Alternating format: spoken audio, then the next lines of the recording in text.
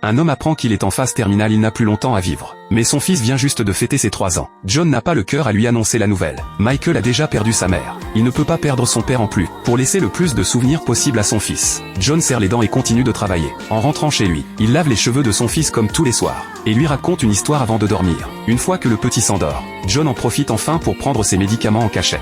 Il sait que le temps lui est compté, et qu'il doit organiser l'avenir de son fils. Michael est encore trop jeune. Il faut lui trouver une famille adoptive. Le premier couple est plein aux as, et super accueillant en plus. John lui n'a été que laveur de vitres toute sa vie, il a toujours été pauvre. Ce couple peut offrir une bien meilleure vie à Michael. Mais quand il mentionne qu'ils ont déjà un fils, John se fiche soudain. Michael risque d'être traité différemment plus tard. Et personne ne fera vraiment attention à lui. Après réflexion, John préfère ne pas prendre ce risque. Sur le chemin du retour, il demande discrètement à Michael s'il aimerait habiter dans un nouvel endroit.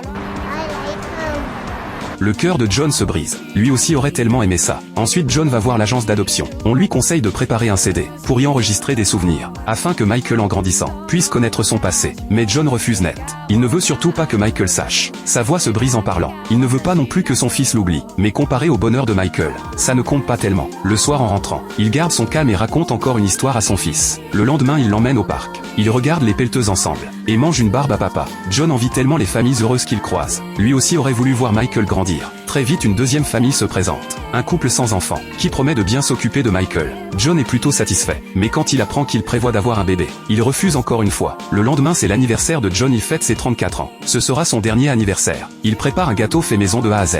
Michael lui dit qu'il espère que son papa ne vieillira jamais. Comme ça il pourra toujours rester avec lui. John retient ses larmes, il veut lui dire la vérité. Mais avant qu'il puisse parler, son fils prend la 35e bougie, comme pour dire qu'il fêtera encore son anniversaire l'année prochaine. John n'a d'autre choix que de forcer un sourire. Vient ensuite la 3e famille. Un lapin trop mignon traîne sur la table. Le mari se dépêche de l'offrir à Michael. On sent que ce couple aime vraiment les enfants. Ils ont même préparé une chambre à l'avance. John est rassuré et content. Mais au moment où il s'apprête à partir, la femme fait signe à son mari de récupérer le lapin. John n'en revient pas qu'il soit aussi radin. Il est profondément déçu. De retour chez lui, John sait que ses jours sont comptés. Il va donc visiter sa nouvelle demeure. Puis il vend sa voiture et son échelle de travail à un collègue. Ensuite il emmène Michael au parc d'attractions. Ils font des auto-tamponneuses, mangent de la barbe à papa, et montent sur un bateau pirate. Ils rattrapent tout ce qu'ils n'avaient jamais fait ensemble. Le soir il lui lit une histoire pour la dernière fois. Une fois Michael endormi, John écrit 15 lettres pour son fils pour le futur. Et avec la 35e bougie que Michael lui a offerte, et une photo de sa mère, il met tout dans une capsule temporelle. Michael semble pressentir quelque chose. Cette nuit là ni l'un ni l'autre n'arrive à dormir.